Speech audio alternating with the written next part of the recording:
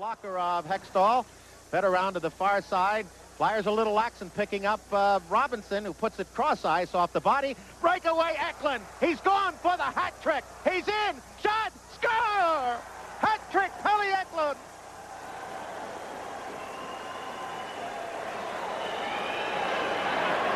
That for Philadelphia in their history is their 12th playoff hat trick, and the other one this year, Tim Kerr against the Islanders in the first game of that set.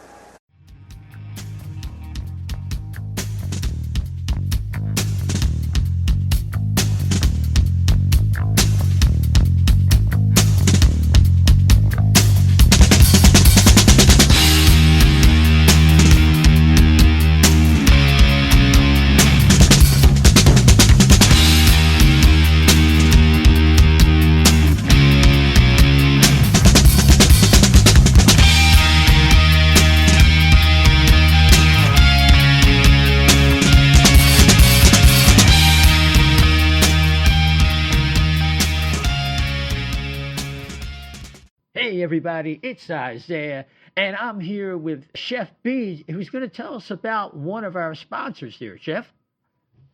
Yeah, O&B Puckcast is now brought to you by Summit Public Adjusters. The winter months can be especially hard on our homes, from roof damage and peeling siding to frozen pipes and toilet overflows. Call Summit Public Adjusters before you call your insurance company. Dealing with your insurance company can be stressful and confusing. Let Summit Public Adjusters take the stress out of the claim process by having our guys work for you. Get the most for your money and your repairs. The next time the big snow or the rain leaves you with some home damage, contact us for a free consultation. Summit Public Adjusters are licensed in Pennsylvania and New Jersey. Learn more at summitpublicadjusters.com or call 215-752-0560. Just tell them that the chef sent you. Yeah, what was that number again, Chef? 215-752-0560. That's terrific. All right, we're going to carry on with the rest of our show.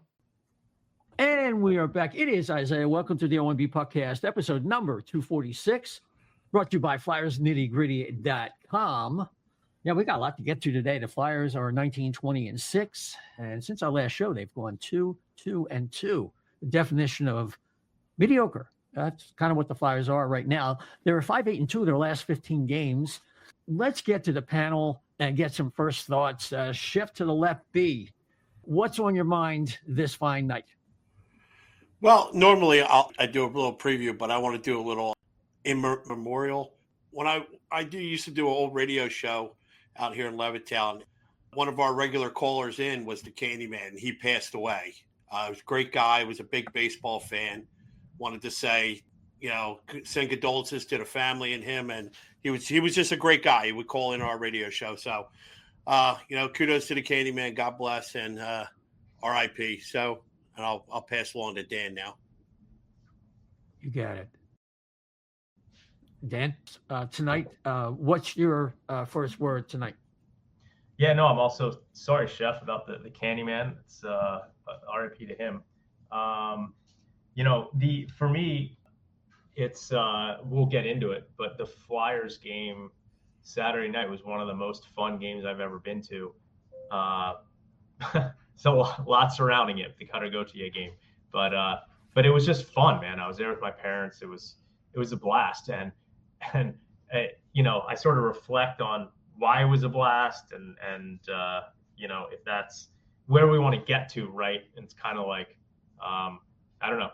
But it was a lot of fun at that game, so we'll get into it. No doubt. It echoes of the past and what the Flyers used to be. Yeah, we'll definitely get into that. We're going to cover some of these games, some of the highlights, and some of the trends that have emerged coming out of the games. What's really been good and maybe not so good. There's some trade talk. There's a walk back by Elliot Friedman. There's a Flyers quarter-century team, and maybe some time for other things. So we got a busy show for you tonight. But before we get going, just a reminder that we're also brought to you by Jim South Street. 40 years of the best cheesesteaks, hoagies, and fries in the grandest Philadelphia tradition. You know you want one. So if you're down there, check them out. And if you live down there, well, if you can't get out because you're in the office or what have you, use Uber Eats, DoorDash, whatever it takes to get that delicious food right to your door. Jim South Street, 400 South Street in Philadelphia, PA. Check them out. So, gents, the Flyers, like I said, they went 2-2-2 since we last spoke, including part of that, the tail end of a 4-game losing streak, 2 losses versus Toronto. And in both games, you could say the Flyers outplayed them. Certainly in Philadelphia, they were both 3-2 losses. This past week against Dallas, it was a really bad game. And they lost 4-1. There was a really lackluster effort. And of course, they show up in the third period, but it wasn't really much of a game. And that takes us to what Dan was referring to. Dan, you were there with your parents. We saw the photo on social, on X. I did. Sounds like it wasn't just a great game because of Cutter Gauthier or the fact that the Flyers just dominated. There was more to it. There was a resonance and a feeling that it meant more for reasons beyond what this 6-0 score was. Yeah, it's funny. It's at the beginning of the season, and obviously, Cutter Gauthier, we still don't know exactly what happened, why he, after being drafted 5th by the Flyers, he basically decided he didn't want to play here. But seasons before the season, I'm a season ticket holder. I sell a lot of my tickets because I live in DC. This was the game that the most interest was in. Everyone wanted to come and boo Cutter Gauthier. I mean, I had a wait list of 6 people who wanted my tickets for this game. I mean, is usually a Black Friday game is the most anticipated game of the year. No, this year it was the Ducks game. And it did not disappoint. I was worried that it was sort of, people aren't going to be. I have this theory that, like, it used to be because of phones, I think arenas aren't as loud. A lot of people will say the Flyers arena is not as loud because the team's not as good. I think that's part of it. But I think people are on their phones so much. I mean, back in the day, everyone was just focused on the game, cheering. Now I think, the whole phone society has kind of changed that a little bit. But this game, it was the most fun that I've had at a Flyers game since the Penguin series. I don't even remember the year when every game was like 6-5. People were going after each other. I think it was Richards, Carter, all those guys. Might have been the series where Jágr was on our team, and it was incredible. But from the jump, every time Gauthier got on the ice, just boos. I mean, people were just watching him. The second he stepped on the ice, people started booing. Then, of course, there were the chants. It was if he was on the bench, people would chant, "We want Cutter, we want Cutter." Then when he came out, it would be "F you, Cutter, F you, Cutter." People were just chanting Cutter. And then, of course, probably the best moment was Jamie Drysdale scores that goal on the great pass from Konechny, and everyone just starts chanting, "Jamie's better, Jamie's better." It was loud. The Flyers got behind it. It was, the whole game was raucous, and I'm just not sure it was for the right reasons. Like, after the game, John Tortorella talked about, and I don't agree with kind of what he said, because he just sort of said, "Oh yeah, this is a media thing, and this is the media and the BS and stuff." But that Dan Hilferty, Flyers CEO, he was playing this up, talking before, the week leading up to it. "Oh, we don't want guys that don't want to be here." And that Briere and Jonesy played it up a little bit. The players were going after him. This, everyone knew about this. And Torts kind of said, "This is BS. I'm just glad we played well." And he kind of didn't really want to talk about the Gauthier thing. But one thing I do agree with that Torts said was that, I want the arena to be loud like that because the team is good and because they're in the playoffs and they're playing meaningful games. Like, as much fun as I had, it was still sort of depressing to think about the fact that the only way that we can get up for games because the team is not great is to have a situation like this where a guy comes back to the city who didn't want to be here. It was a lot of fun, but it also kind of made me long for the days of the Lindros playoff era and times when the building was just rocking, and it was for what I would say for the right reasons. So as much fun as I had at that game, it was just great, sustained for 3 hours. Kind of makes me wish that we can get back to that on a regular basis, which would be playoffs when the team is good. So just, that's what we need to get back to. Yeah, I agree.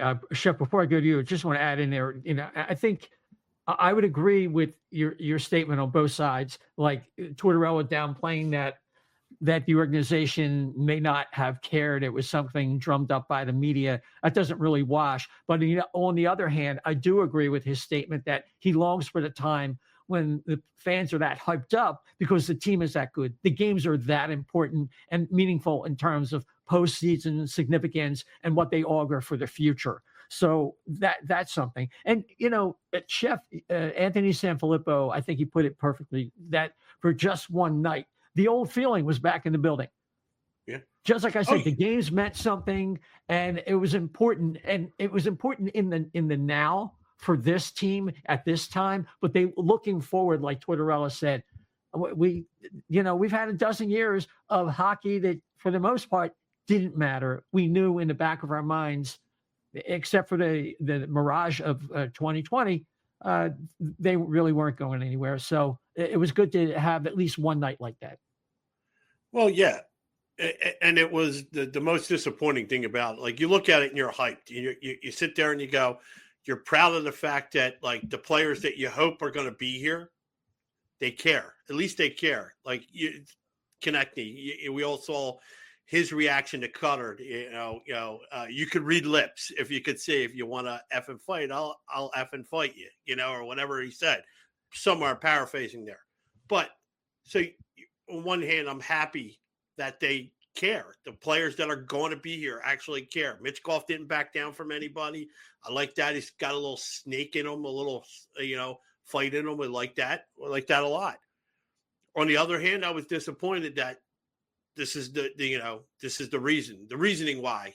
We all know the reasoning why. You can't deny it. Because we all took it personal.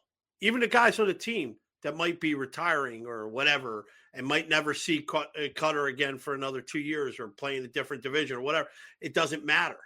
They all took it personal because they're all here right now. And I think that's what you take away from it. At least, when we in the past, and I'll throw this in there because it seemed like nobody's cared, because I was at that game. I was in the press box at the time when the Rangers fans came down, the Flyers got blown out, and it was like all blue. It was a sea of blue. I couldn't believe it. I tweeted it out. To Dan's credit, I was on my phone that night, But at that time, that was 2 years ago now, you had guys on this team that didn't care. There was the fight was gone. There was nothing left in the dog. And that room, it took him 2.5 years to change that room, and he got it right. I'll give him credit for that. The talent level might not be there, but the room is right. So, like, if you're going to have games like this, like, who knows if the old era team, what you would have gotten out of Hayes or Provorov for this kind of thing. Provorov can't even come up for a game against a team that traded him away. He doesn't have a good game against us. So I'm kind of glad on one note that we got the room right and it's changed, but I'm also disappointed that this is the only way we get fired up. We can get that stadium up to the arena, up to that height like before. So. No, I hear you. I think that if it were 180 degrees different and Gauthier didn't want to come to the Flyers because they were so stacked and wanted an opportunity, I've heard of situations like that, that I don't think the fans would be as upset. It's just we've been down for so long, more than a decade, that they felt spurned. Frankly, I don't give a damn about William Cutter Gauthier. I don't care. There's some people who want to freak out about it. And I don't want to be ever as crazy as some of the Canadian fans who are still worried about Michkov. But now they're going to throw Demidov in our face like we have anything to do with them drafting Demidov. But anyway, yeah, it gets crazy. So the Flyers scored a couple power play goals. Not a big deal. Laugher like that, you really can't judge. But the next game, they come back against the defending Stanley Cup champions, and it's crazy. They kind of flipped the script because they came out in the first period, didn't really have much going on, and then big second period. Played well in the third period. 2 power play goals. Ursan, soft goals, at least 1, maybe even 2, going into the third. Makes like 3 stops in a row on 4 chances, and the fourth one, he was ready. but it went wide, and it's just spectacular. Something recalling really better days. And they pulled out this game on Monday night, and it was great. It was great. It was great to see. It was a shame that they came out with so little energy, but still. And it's funny. They got a couple more power play goals, and now we're starting to see a little bit of magic, maybe between Michkov, and then you have the guy everybody's talking about right now, Jamie Drysdale, who's using his lateral mobility, walking the line. I saw him do that in practice when I was in Philly at the skate zone. So there's something there, and they got 2 more power play goals. So it's the first time since Tortorella's been here that they had back-to-back games where they had 2 power play goals. But of course, it didn't last, but still. And the other big story, Dan, is that these 2 games, the last 2 games, that Joel Farabee sat out. And Uli Lixell was in the lineup. Not that I really noticed him. He's kind of like a guy who's only really effective in the offensive zone because he doesn't have a lot of speed and he tries hard, but he's not really that effective at the NHL level. But you have to wonder, especially after last night's loss, whether it's time for Farabee to get back in there. Yeah, I mean, when you talk about Joel Farabee and the scratching, it's funny because the game before he was scratched, the game before or 2 games before, he got into a fight. And you could tell on the bench that Tortorella really liked it, right? This guy's showing some fire. And so in the pregame interview with Tortorella, he talked about the Farabee scratching. And he basically said, look, he came out really strong this season. And he's just kind of, he hasn't been playing as well. He looks a little tired the last few games. You could tell that Tortorella really likes Farabee. And he didn't scratch him to be punitive, basically. He was doing it because he thought that he might benefit from having a little bit of time off, right? So he scratches him, and then the Flyers win the next 2 games that Farabee was out. And Tortorella is the kind of coach, he doesn't really like making changes after a win. So I can sort of understand why Farabee hasn't come back in the lineup. But I would expect that for the next game, which is, I believe, against the Islanders, that Farabee will likely be back in the lineup. That's my expectation. Yeah, tomorrow night they play the Islanders. Really condensed schedule. I've mentioned it several times. It's one of the reasons we've done so many shows in a row. Let's go through some good news and bad news scenarios. The Flyers have a leading 8 third-period comebacks. So this is as the game after they beat the Panthers. So and it gave them consecutive wins for the first time since mid-December. So it's been a while. And Cates and Frost have been on fire. Frost, don't get too excited. He plays like half the season. But Cates has 14 points in his last 16 games going into last night's game, 8 goals, 6 helpers. And Frost has 12 points, 7 goals, and 5 assists. So that's a good thing. It's not good. The first 22 games, the Flyers were 9-10-3 with a 2.77 goals per game. And the second 22 games, they're 10-10-2. Carbon copy. They're scoring more goals, 3.27. Goals against average is exactly the same, 3.45. Not good. Among the worst in the whole league. Power play, 16.9, 16.7 with the 4 goals compacted in those games. But a real big stat that stands out, the first 22 games, the PK is 85.5%, reminiscent of last year. The last 22 games, 67.4. Big drop there, and it's something that's very concerning. Going into last night, those are numbers before that. So they lose last night, the third game in 4 nights. They looked like they were gassed in the third period, Chef. And it was a shame because they in the third period, they have a power play. They're up 2-1. And that's like, okay, if your power play is really resuscitated and you're going in a positive direction, you got to close that deal. Kind of like you want the big save from the goaltender. Couldn't get it. Werenski ties the game. And of course, they lose it in a shootout. They get a point on the road, but that's tough. Yeah, that was a tough one to handle last night because there were a couple times in the third period. I only caught the third period. We were out somewhere, and then I have the game DVR'd, but I haven't gone back and watched the whole thing. I got home to watch them tie it up, and then OT and the shootout. And I thought, Erson looked great. He made a couple of great saves even in the third too. I'm saying Fedotov. I was thinking mistaken, wrong game.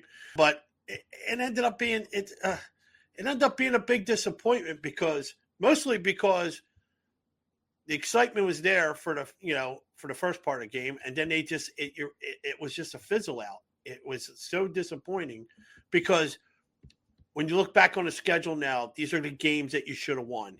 And it's a shame. I hate to say it. This was, people go, because of my prediction, I think that they're going to make a run and just fall short.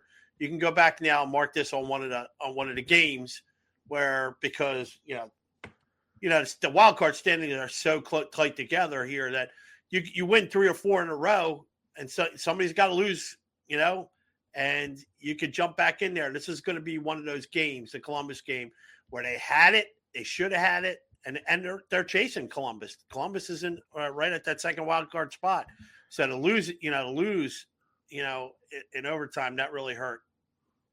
Yeah, well, the Flyers are like 5 points out of a playoff spot. If they're 7 points out of the worst record in the league, so it's really screwy. I not a big fan of this parity that we talked. You can spell it either way. Depends on how you feel about it.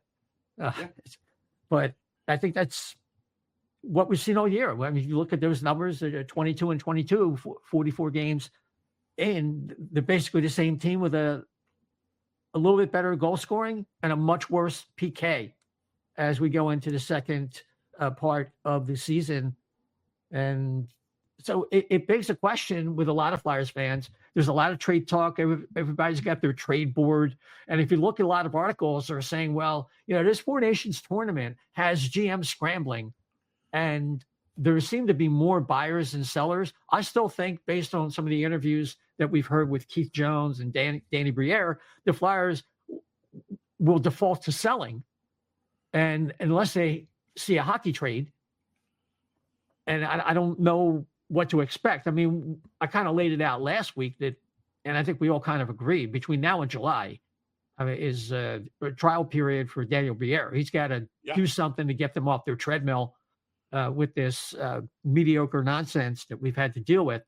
But so what came out of this is Ristolainen, even with 2 more years left on his contract, is being rumored out there. And if the Flyers want greater compensation, like a first pick or something like that, which I don't think they can get for Risto, but maybe not, they'd have to eat some money. But they're already eating a lot of money. I don't think would be a good idea. And Dan maybe could weigh in. Regardless, we'll get into Laughton and Friedge saying one thing and then taking it back, walk back. Don't you think the Flyers really need young players right now? And they should be concentrating less on draft picks. They got 3 first-round draft picks. They're not going to get great picks for either one of these players. Even if you're going first, it's going to be like 25 or later. Why not try to pick off like Montreal has done? Go after younger players that maybe aren't quite there yet. And it's a better bet. They've gone through the pro games, and they may be more amenable to being coached up if they're off to a little bit of a slow start, or if a team is stacked at a certain position and there's an opportunity to improve themselves. Yeah, Montreal did it with Kirby Dach a few years ago. He suffered a torn ACL last year, and he kind of hasn't really gotten back to form this season. But that's the kind of trade, and we've talked about like a Dylan Cousins from Buffalo. Risto's been so good this year that I find myself thinking that there will be a playoff contender that's going to want to add a big right-handed defenseman who's playing like Risto is. It's funny, we talked about Risto playoff mode and, what he'd look like in the playoffs. I do think there's some merit to that. Like, he could be a more valuable guy in the playoffs than he is in the regular season. And he's been really good so far this season. We talked last episode about Elias Pettersson. And to me, that's still the kind of deal where Vancouver probably could use a guy like Risto for the playoffs, because you'd have to make the money work, right? And you'd probably have to move someone like a Morgan Frost, who's playing a lot better right now, because you need to open up a center spot.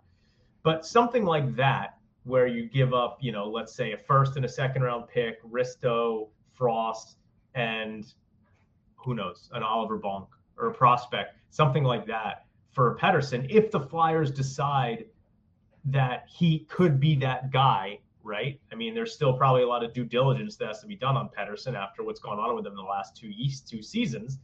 But right, that's the kind of thing that I would be looking at. Because really, what's the point of, I guess the point of trading Risto for a first round pick would be, okay, now we have even more picks that we can use in a trade to get someone like a Cousins or a Pettersson. But who is that guy? I'm sure they're doing a lot of their due diligence. And that's the kind of thing that they should be looking at. So if they're adding picks, if they do add picks, and again, they have basically no expiring unrestricted free agents that anyone would have any interest in. Eric Johnson and Cal Peterson, I think, are the only two expiring unrestricted free agents. Like, no one obviously has any interest in either of those guys. So the guys we're talking about have term, and that's not the traditional trade deadline move. You mentioned Scott Laughton. I'm sure you'll get into it. For various reasons, I just don't see them trading Scott Laughton.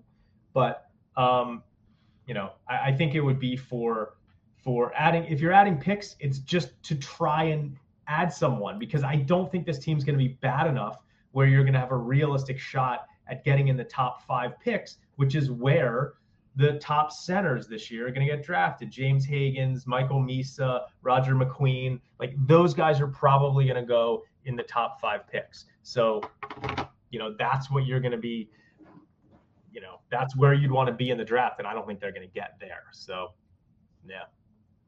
Yeah. Shep, just wanted to give a little prelude that Elliot Friedman had come out and talked about the Flyers and Daniel Briere, and that it's kind of like they're flirting out there with Laughton, but they really don't want to move him. So they asked for a first-round draft pick, but they really don't want to move him.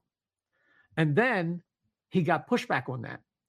And he said, I mentioned on the last pod, I'm paraphrasing Elliot Friedman, that Scott Laughton, that apparently Briere had asked for a first-rounder, and he took it to mean that he wasn't really interested in moving him. But then someone pointed out to him that he felt the same way about Sean Walker last year. And Briere wants what he wants for a player. And in this case, he had to eat the contract of Ryan Johansson, but he held out and he got it. So, and someone else said to him that if you look at some centers lately, especially ones with term, first round draft pick is not unheard of. And we might think, oh, gee, Scott Laughton's not really a center, but he has played center. And for a good team that surrounds him with pretty good wingers, they can maybe get away with that with Scott Laughton because they like some of the intangibles, his versatility, his penalty killing ability, all the things that we talked about. And you're talking about the room and getting the room right and all that. And Scott Laughton is one of those guys who's kind of like an insulator. So if you go through some tough times in the playoffs with a team that maybe hasn't had a good track record like Toronto, he's not going to melt in the moment because he's a character guy. So there's all these intangibles that are baked into the calculation of what this player is worth. So what's your feedback on that? Well, with Laughton, I'm leaning towards the point, the position that Dan had for a long time, that he doesn't believe he'll ever get traded. I don't know if he gets moved this year. I really don't.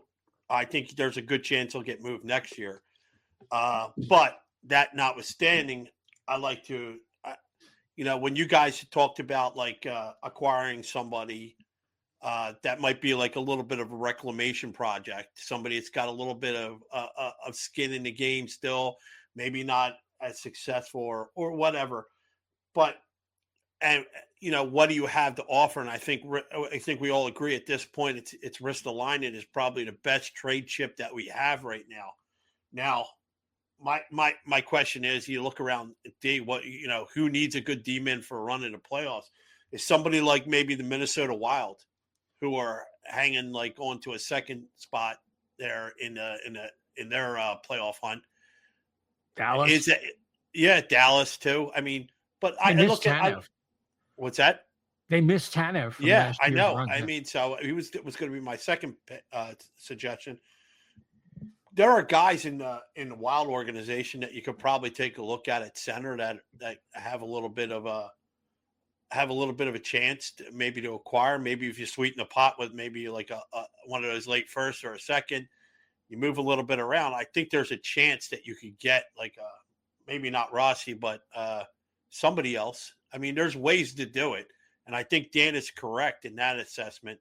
But at this point, I think he's your only valuable trade chip other than the picks itself. If you're going to get rid of Ristolainen just for a pick, then it's working. But you're going to have to get rid of, if you want anybody back, you're going to have to get rid of somebody else too, especially if it's caliber of Cousins or whatever. So it's not going to be just a one big deal for the Flyers. It's going to have multiple elements to it, because just to make the money work and the positioning work, the team, like the spots work on a team, it's already a crowded team right now with mediocre. You don't want to trade for more mediocre. You want something of substance back, or or if you don't get that number one, if you're not just trading for a spot. Yeah, Dan. I mean, they've made such a big deal out of culture, and this is why I don't think they're going to trade Scott Laughton. I don't think they're going to trade him this year. I don't think they're going to trade him next year. I don't think they're ever going to trade him. I mean, I think he really is the leader on this team. I think he's the main leader on this team. He's probably the most vocal guy. He's probably one of, if not the most beloved guys in the locker room. He loves Philadelphia.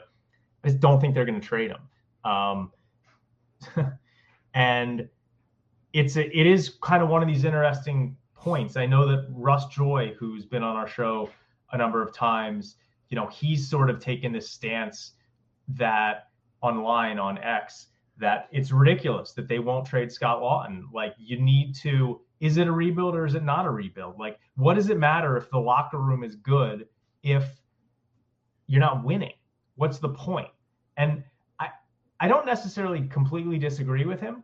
But I also do think that there is merit in a guy like Scott Laughton being around as we try and rebuild this thing. If he was the difference between adding an Elias Pettersson, sure, right? Then I think we're talking about it. But just trading him to get a late first-round pick when you already have 3 first-round picks this year, to me, I don't know. Maybe I'm brainwashed, but that's not the kind of deal I would make with Laughton, because they really have tried really hard to build culture here, and I think they've done a good job. And I think he's the one guy that trading would have a fairly big impact on. So that's kind of like, but I don't think they're going to trade him. I don't think they're going to trade Scott Laughton. That's where I sort of side with that. And then even looking at next year, like, they don't, aside from Laughton, like, they don't really have any major UFAs next year. So it's Danny has his work cut out for him to see what he's going to do with this roster to try and get it to a place where the place is as loud as it was for the Anaheim game on a regular basis. He's got his work cut out, and I hope they get there. For Laughton, I will say this. I expected, I kind of, he's the kind of person that can, like Dan says, I do believe he's a true leader of this team as well. I always thought that I thought he would have gotten to see above Coots, but I think that's just a whole perceived value thing, evaluation. But I look at other teams around the league, like that need somebody, that kind of leadership, and Utah sticks out, Predators stick out. There's places that he can go. Seattle, looking for somebody to turn around, like somebody that can change a locker room around. That's where that value is going to be. It's going to be on one of these teams that are in a similar position to the Flyers, that have better up and coming talent, that you're going to be able to maybe deal him off to and have him come through as somebody along those lines of somebody that can help change around somebody else's locker room and maybe put them over the top and get them into a playoffs. That's an opinion of mine. I at the beginning of the season, I thought that there was a good chance that, this is just me talking out loud, that he could have went to Utah, and that would have been the perfect fit for him if they could make a deal in some way there, because I think that's a team on the cusp. They got a lot of young talent there, and they're looking for somebody that could possibly lead them, and that's the kind of leader he is. Their GM, the Utah GM, is it Bill Armstrong? I know it's Armstrong. I think it's Bill Armstrong. If I'm wrong, just Send us a message at O&B Puck, at O&B Puck. Just let us know. You got it wrong. Well, Mr. Armstrong was on there saying, yeah, we're looking. We're ready. We're ready to start moving this thing into a championship category. So, yeah, you're right. He's another guy that's another place where a guy like Laughton could really score some big points. Again, I'm with the players. I'm done with the picks. If it's not a high pick, they got enough picks. They need players. And I agree with Dan that Danny's got a tough job, but there's not going to be any excuses. He's going to really earn his money over the next 6 months. That's it. It's make or break. Because they come back and it's Jetlachenko and it's Ursin and Fedotov solidifies his place. I don't even care about Kolosov anymore at this point. Then people are not going to. It's not going to be good enough. Everybody knows it's not good enough. So we'll see what happens. But as we look forward, we also have to look back because the Flyers released the quarter century team, and they had the first team and the second team, and it caused some controversy. Now, it's supposed to go from 1999 to the present day, and you take the balance of who played in that era. Like, so, for example, the first team was Giroux with Gagne and Mike Richards on a wing. Your goalie was Roman Czechmanek, first controversy. And then you had Eric Desjardins with Kimmo Timonen. Now, Desjardins was not the same guy from 99 to, say, 04 that, he was, prior to that. Whereas on the second team, you have Couturier at center, a little bit of controversy there with Briere and Voracek on that line. And then you have Pronger and Ivan Provorov, and people are very happy about that. And Brian Boucher edges out everybody's favorite goaltender of all time outside of Bernie, Steve Mason, who's not who I thought would get that second spot. And then there's some other players that you might want to consider, whether it's Jeff Carter, who I would take all day long over Couturier, although I understand why people don't feel that way, especially if you crunch a lot of numbers. Scott Hartnell Simmons as a winger, maybe. Braden Coburn instead of Ivan Provorov.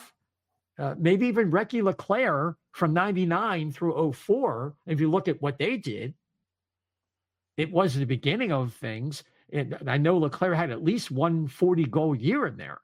Yeah. So that means, Jeff Carter had a 46-goal year. So I would say, for me, I would say Mason instead of Boucher. And if people say, well, Boucher led them to the run in 2000 and also got them into the playoffs in 2010. So I get it. Mason was the best statistical goaltender for a longer period of time. Czechmanek was otherworldly until he got to the playoffs. So I guess maybe that's why he got the first spot there in the first team. And I would take Jeff Carter over Sean Couturier because I watched Sean Couturier. Couturier had 4 good years, and I'll take Jeff Carter every day. That's me. So, Chef, why don't you weigh in first? Dan's probably crunching some numbers, looking up and coming to his own opinion there. I know he had some things prepared anyway, but go ahead. I would definitely not have Coots and Voracek. I would swap them out probably with what you said, Carter, and I would have Wayne Simmons in there. I think that's another name that people bandied about. I think for what he brought to the table, I mean, you'd never. I mean, this team, it's what this team's lacking. Nobody, they go after players now are knowing they can press the Flyers buttons by going after Mitchkov or Mike. I'm sure we'll talk about that too. But that's a last second mention. Yeah. The new nickname for Matvei Mitchkov is Mike, after Iron Mike, because he has these big, thick neck, the sternocleidomastoids, the SCMs are called. But go ahead. Yeah. So Pronger, I could see it because when he was on, he was dominating. I thought Colburn should come out for Provorov and come in for Provorov. And Bush, I think, You know what? You hear him on the games, and JJ was teasing him during the broadcast, and Bush said, "I think the voting was rigged." He goes, "I don't know how I got on there." And you listen to it's funny because I love listening to Bush call games. I'll find what games he's calling on the NHL network, and I'll watch those games because I love the way he's involved in a game. And I just realized something. Everybody we mentioned was a head case except for Bush. Now, if Bush was a little bit more crazy, he might have got a cup because all the goalies are head cases. But overall, I think the first team's fine. The second team, I would have tweaked a little bit. Okay. So, Dan, well, why don't you weigh in? You've had an opportunity to listen to us bark about it. Yeah, I mean, some things, it's kind of depressing that there aren't better players on this list, sort of. And it's sort of depressing the fact that Chris Pronger makes it, even though he didn't even really played 2 seasons sort of during that span. I would put Travis Sanheim on there above both Pronger and Provorov. You can have guys that are currently on the roster, right? Yeah. Or no? Yeah, Coots Yeah, is. I mean, he's been here. Yeah, right. Whoever played right, from yes. 99 so, to now. So probably I would have Sanheim, because again, I think we're just taking into consideration what these guys did with the Flyers, right? I would have Sanheim over Pronger and Provorov. I would probably have it be probably Provorov and Sanheim. And then another change I might make is I think the first team is fine. But I think I might change it around to have Travis Konechny on there, maybe instead of Jacob Voracek, potentially. I mean, Konechny I think he's like 200 points behind Voracek right now. But I think when you look at what they've brought to the team and how important they've been to the team, I think Konechny, you could argue, might be a more important Flyer than Voracek. So those are kind of like. It depends on your criteria. If you're trying to build a team, then you want Couturier to complement a more offensive player. If you have a lot of those guys, you need some players that are, might bring toughness, like Chef was saying with Simmons, and you might want speed instead of Pronger, who we got Pronger basically at the end of his career, although it was fantastic. And really, outside of Mark Howe, the period that we had Chris Pronger, I would still say he's probably the second all-time best defenseman in Flyers history, just in terms of what he did here, even if only for 2 years. That's my opinion. It's fair. Yeah, I mean, it's a very subjective list, right? Yeah. And it's depressing there aren't as many kind of other than Giroux, it's and I guess other than Giroux, there's not really any slam dunks, I would say. I mean, Couturier is a pretty damn good player in his prime. I mean, he won a Selke trophy. But I wish there were more slam dunks. Yeah. I mean, Jeff Carter had 125 power play goals in his career. And with the Flyers, I think I put it down here. And I'm just thinking about their sucky power play. Yeah, so he had 48 power play goals out of 181 while he was here. I mean, yeah, it was a dynamite power play, but he was part of it. One of the reasons I favor over him, he was here 6 years, and his faceoff numbers are comparable to Couturier. In fact, actually a little bit better. Couturier really came on later in his career, as did Jeff Carter. Actually improved in that aspect. The speed, the shot. You worried about him when he's on a power play or in the offensive zone. You had to take certain areas of the ice away from him. You worried about his shot. Not a great passer, but he still went more or less 50-50 with goals and assists for someone who played a lot of wing toward the end of his career. So that's why I felt kind of passionate about that. The depressing thing, like you were saying, is like the dog days of the careers of Recchi and Leclerc blow away practically everybody. Yeah. With the exception of Giroux, and maybe, Gagne had some really good years too. But yeah, I mean, those guys, if you just extended it 5 years, it would be all Legion of Doom. It wouldn't even be close. Yeah. It was right to cut it where it was, though. Yeah. I mean, you could also look at JR. Somebody mentioned him too. I've heard some people say that because I love JR. It's I love that guy. The Michkov is now Mike. It's a nickname that stuck, like I mentioned earlier, because of Mike Tyson's neck and all that. So, yeah, I love it. I mean, I heard it in Ryan Paling's post-game belt transfer when he gave the belt to Jamie Drysdale after the Anaheim game. He called him Mike. He said, "Nice selling, Mike." I love it, and I guess it's like you said, it's because they both have thick necks, but yeah, they really are very similar. I mean, they even sort of like look somewhat similar. And Mike Tyson's black, Mitch Gov's white. You talking about like menacing, the look?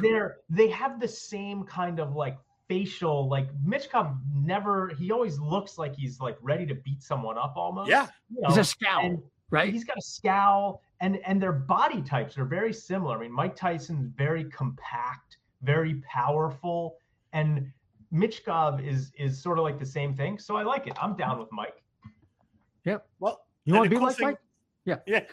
The cool thing about it too is it's like him. It's him assimilating into the locker room. You know what I mean? Like they're finding, the good thing about all this is they're finding ways to transcend the language barrier, and that's I think that's the most important thing. I think you'll see him once he starts talking.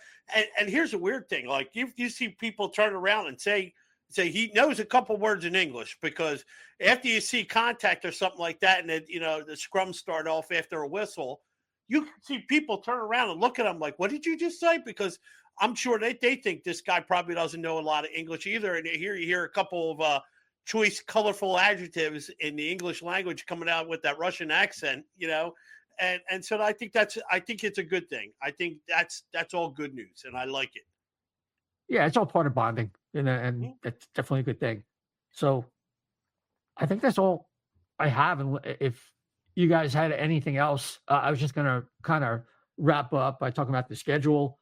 Tomorrow night, the Flyers play the Islanders on the island, as they say. And then they're in Jersey on a Saturday night. And they generally, no, it's Saturday afternoon. That's even worse. The afternoon games in Jersey is like a loss, like 90% of the time, except for the Carter Richards era at its peak. And then Tuesday, the 21st, they're home against the Red Wings. That team's caught fire since they replaced the coach, who's Todd McClellan they hired there, I think.